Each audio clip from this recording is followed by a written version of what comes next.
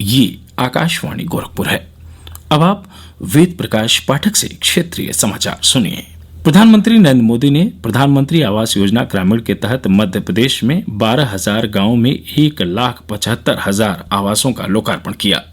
प्रधानमंत्री ने video conference के माध्यम से गृह प्रवेशम पट्टिका जारी की और एक साथ सभी घरों का लोकार्पण किया। इस अवसर पर उन्होंने कहा कि इस योजना से देश के करोड़ों लोगों में अपना घर होने का सपना साकार होने का विश्वास जगा है।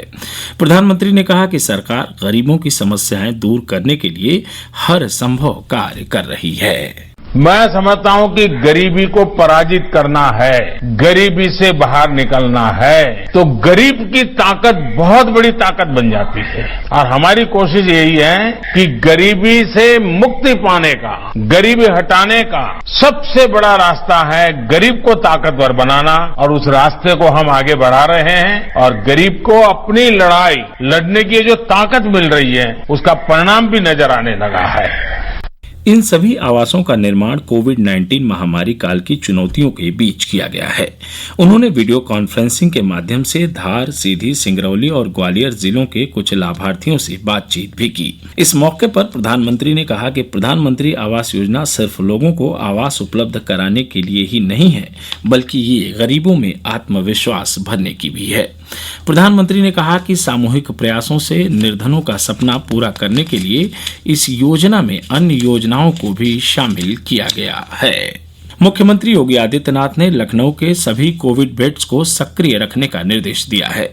उन्होंने कहा है कि किंग जॉर्ज चिकित्सा विश्वविद्यालय, संजय गांधी स्नातकोत्तर आयुर्विज्ञान संस्थान और doctor Ram Manohar Lohia medical sciences अपनी पूरी क्षमता का इस्तेमाल कोविड-19 के मरीजों के उपचार के लिए करें।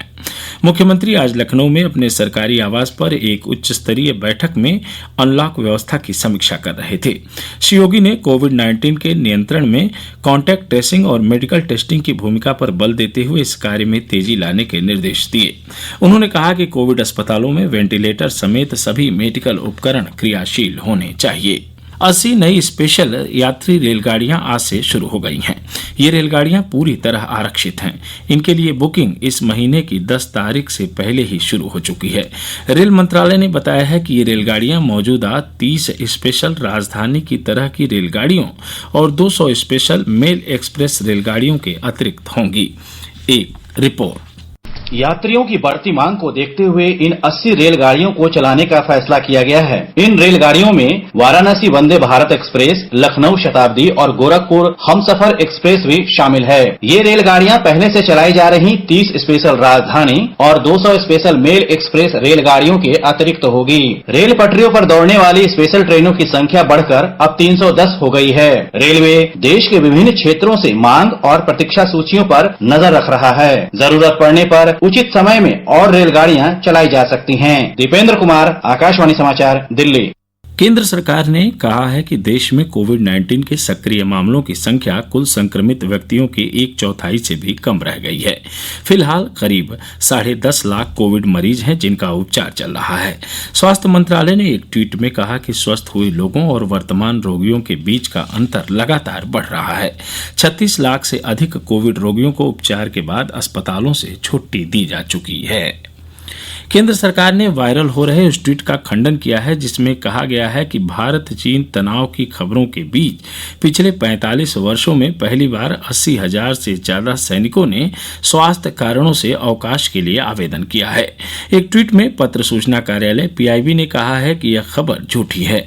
भारतीय सेना के जनसंपर्क अपर महानिदेशक के हवाले से PIB ने कहा है कि भारत चीन तनाव के बीच सैनिकों ने स्वास्थ्य कारणों से अवकाश के लिए आवेदन नहीं किया है।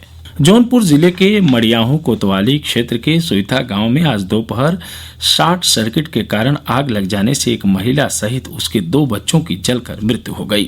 पुलिस के अनुसार कूलर में शॉर्ट सर्किट से कमरे में आग लग गई जिससे यह दुर्घटना हुई। पुलिस ने मृतकों का शव पोस्टमार्टम के लिए भेज दिया है। इसके साथ ही क्षेत्रीय समाचारों का बुलेटिन यहीं संपन्न हुआ। नमस्कार।